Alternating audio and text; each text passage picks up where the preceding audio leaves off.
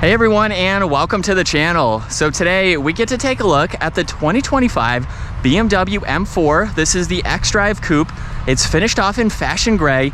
MSRP is just over $97,000. We have a lot to go over for this very practical and highly performance-oriented sports car. So let's start off with what this M4 is powered by. This is the 3-liter twin-turbo inline-6. It is paired to an 8-speed automatic. Horsepower has been increased for the 25-year model to 523 horsepower. Torque is still the same at 479. Now this is paired with that xDrive all-wheel drive system, weighs in around 3,800 pounds, 0 to 60, 2.8 seconds, top speed of 174 miles an hour. Now as we work our way to the exterior styling, there are some subtle differences for the 25-year model. This still retains the dark housing for the LED headlight housings. We do have a difference in the turn signal and the DRL, so that is a little bit different of a design. Everything else is fairly similar. Kidney grille finished off in black. There's a forward-facing camera, parking sensors throughout. There's the gloss black bumper end caps there, and then a lot more cutouts in that lower section to provide extra cooling, and then the really nice lines that go off of the hood there to just blend it in and give it a nice front end look. Now, as we work our way to the side, we have the staggered setup for these wheels, 19 by 9.5, 20 by 10.5. Very nice multi-spoke design to them. There's also the red M Sport brakes, and then more gloss black for the side. It's in the lower side skirt. It's in the power folding side mirrors, which have the camera and turn signal, and then it's surrounding all of the window trim. Now, all the competitions come with the carbon fiber roof to help lower the center of gravity. And then very nice lines that run down the side. Some subtle lines, not quite as aggressive as you saw up front, but I think it works very nicely flowing all the way to the back. Where this has gloss black for the trunk mounted spoiler, there's also a new design for the LED taillights. We now have the laser portions right here with those fiber bundles. As you can tell, they're illuminated right now. There's the backup camera, all the parking sensors, more gloss black, and then the quad tip dual exhaust, which we can remote start. And then you can also use the key fob to shut it off. You can also use the key fob or the button up underneath to open up the power trunk, where there's quite a lot of space in the back. There's some storage bins on both sides, and then you can also fold down these back seats. So that gives you a lot more practicality for this performance-oriented vehicle.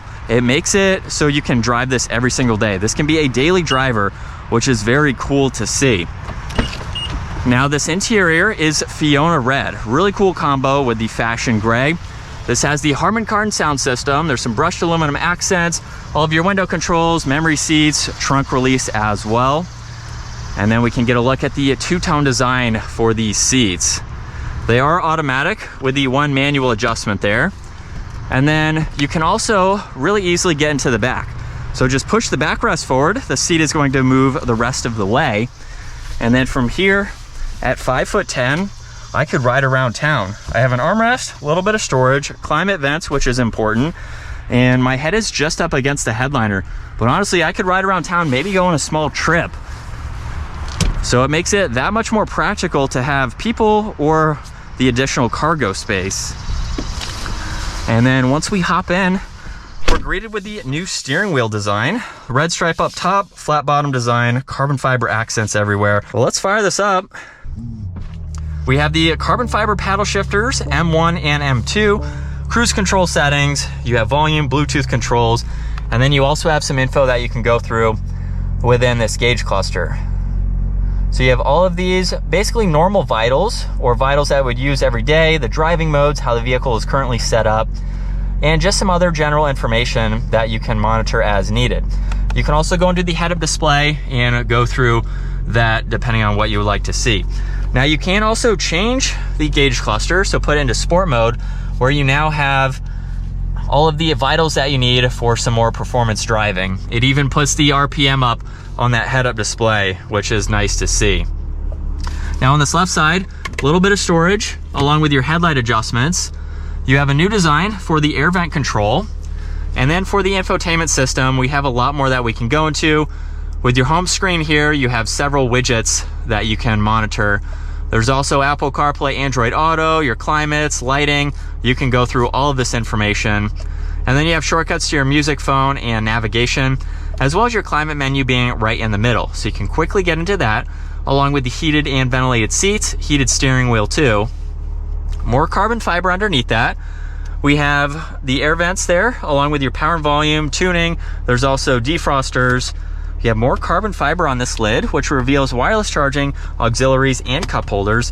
And then you do have all of these shortcuts for that infotainment system. So again, you don't have to use it as a touchscreen system. You can use all of those controls.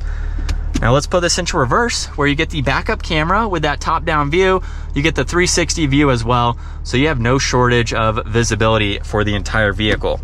There's drive and the manual setting, along with park and the ability to adjust how the transmission shifts, which is really neat. There's traction control, as well as being able to pull up the forward-facing camera. You have parking sensors, engine start-stop. M mode is what I showed earlier. There's also setup. So this is how you can get into M1 and M2 and configure all of this depending on the shortcuts that you would like and to have those set up. There's also an exhaust note, auto hold, and the e-brake. A little bit of storage in the armrest, as well as in the glove box there. And there's garage door buttons up top with the rear view mirror, and then dome lights up top as well.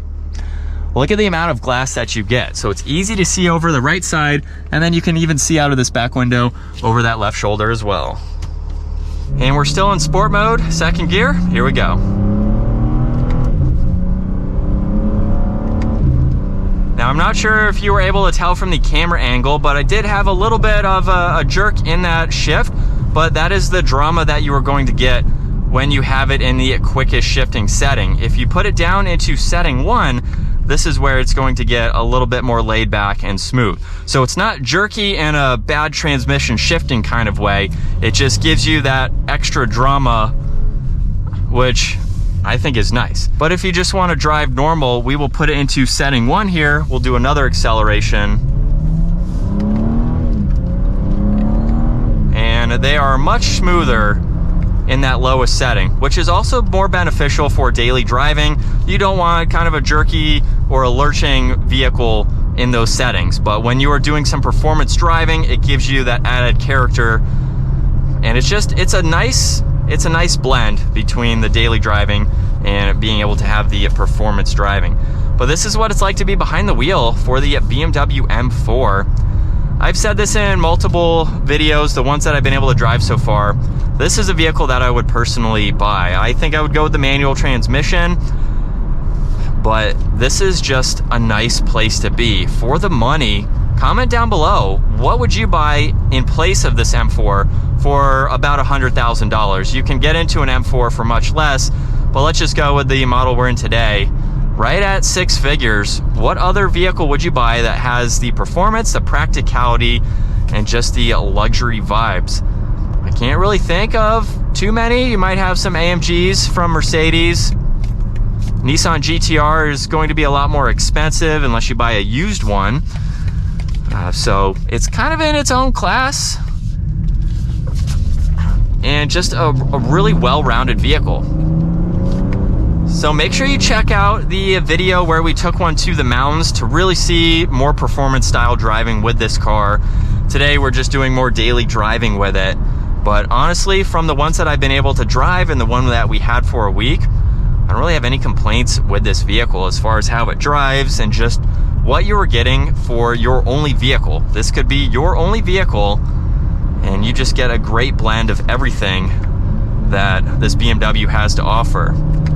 But that is going to wrap it up for the 2025 BMW M4. Once again, huge shout out to Hendrick BMW Northlake for providing this sports car for me today.